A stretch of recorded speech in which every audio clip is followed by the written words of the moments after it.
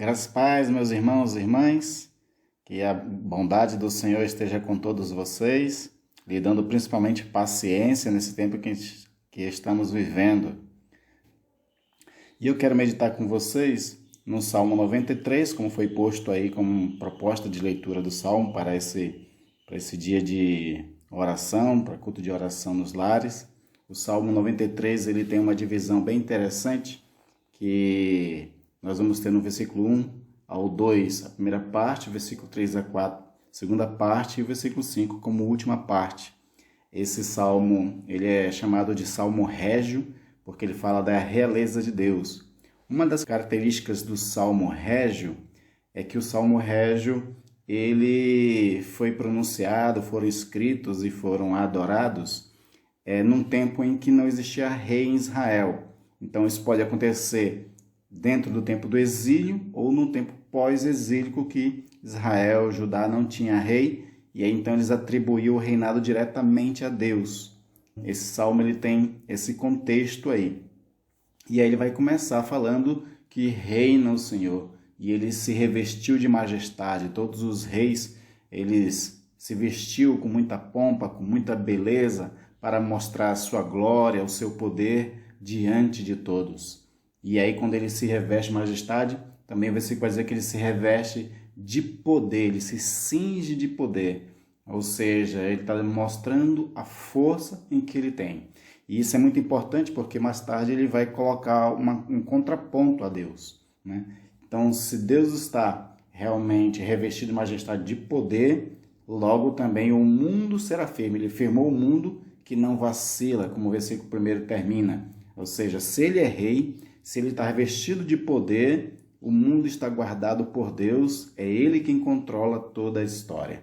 Aí o versículo 2 vai dizer, o teu trono está firme desde a antiguidade, tu és desde a eternidade. Ou seja, a ideia é de que Deus, ele reina soberano e tem um tipo de autoridade, o trono dele é tão firme que já está desde a antiguidade até agora e não tem quem tire ele desse poder.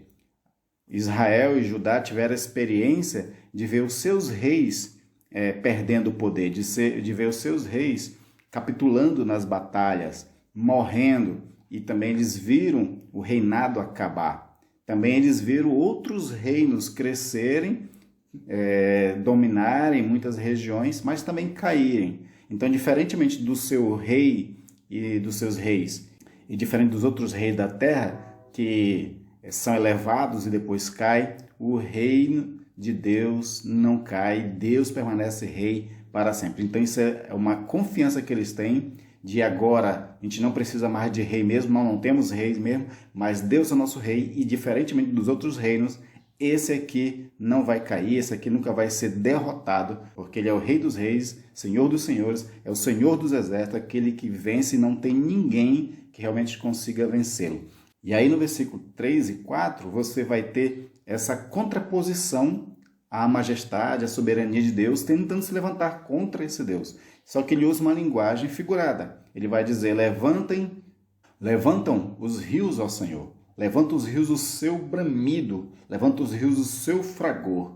Mas o Senhor nas alturas é mais poderoso do que o bramido das grandes águas, do que as poderosas ondas do mar. Ele usa essa imagem figurada dos rios porque os rios, na Bíblia, ela primeiro vai ter uma simbologia do caos. Lá em Gênesis, primeiro, você tem essa ideia do rio e o mar como um caos, que o Espírito vem e coloca ordem nesse caos. Também, mar na Bíblia também faz uma imagem de multidões de pessoas. E, por último, o mar era símbolo do mal. Quando você vai ter lá o final do capítulo de Apocalipse, Deus ele vence o mar, e o mar, no último capítulo da Bíblia, diz que o mar não existe. Não é que não vai existir mais mares, mas como o Apocalipse é muito simbólico, ele está dizendo então que esse mar, que simboliza o mal dentro do livro de Apocalipse, não vai mais existir quando Deus renovar todas as coisas e vencer todos os inimigos. Então aqui, no Salmo 93, você vai ter então esse mar, esses rios que se levantam. Eles se levantam com bramido, com fragor, ou seja, eles estão revoltosos. E aí você imagina, por exemplo, um tsunami do mar está destruindo cidades, né? Esse mar aqui está se levantando contra Deus. E aqui é uma simbologia de talvez outros povos que tentem se levantar contra Deus novamente.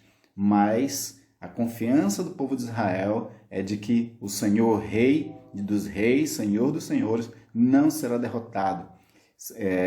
Não tem rios, não tem mar, não tem reis, não tem nações poderosas que possam vencer o Senhor nosso Deus. Por isso, no versículo 4 diz: mas o Senhor nas alturas é mais poderoso do que o bramido das grandes águas e do que as poderosas ondas do mar.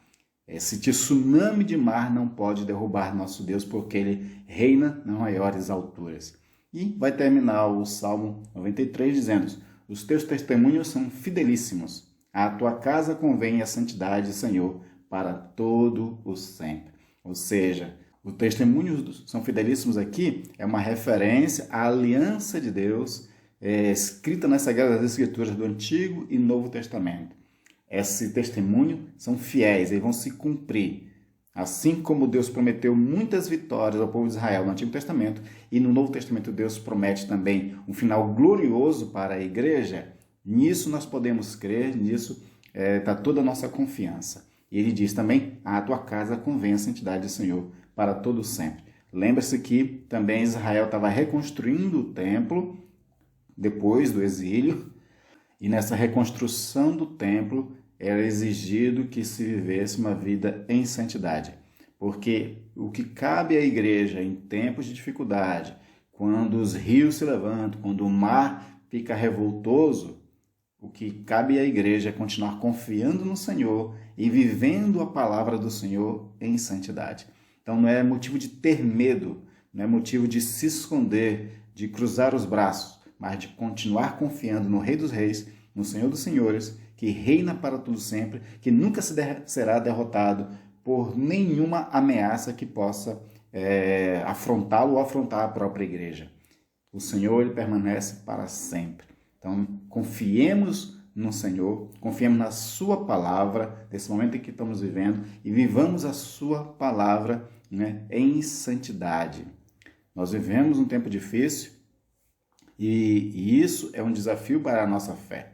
É um desafio de justamente ter Deus como o Senhor dos Senhores, como o Rei dos Reis. Reconhecer que Ele, o Senhor, como está no versículo 4, o Senhor nas alturas é mais poderoso. Ele é mais poderoso do que a crise econômica, mais poderoso do que a pandemia, mais poderoso do que os reis dessa terra que ameaçam com medidas de violência, com discurso de violência. Deus é mais poderoso do que todas as coisas. Diante de toda a situação que nós estamos vivendo, creiamos que o Senhor é mais poderoso. E nós vamos vencer não por nós mesmos, mas quem vai vencer é o Senhor por nós. A nossa forma de ser vitorioso é confiar no Senhor, confiar na sua palavra e viver a sua palavra. Então, essa é a forma de nós vencermos no mundo. Essa é a forma de permanecermos firmes no mundo, confiando no Senhor e vivendo a palavra que Ele nos deu para obedecê-la. Que Deus abençoe a todos, que estejam intercedendo uns pelos outros. Eu vou continuar intercedendo por todos vocês e assim nós vamos estar nos fortalecendo sempre no Senhor. Deus abençoe, meus queridos e amados irmãos. Amém.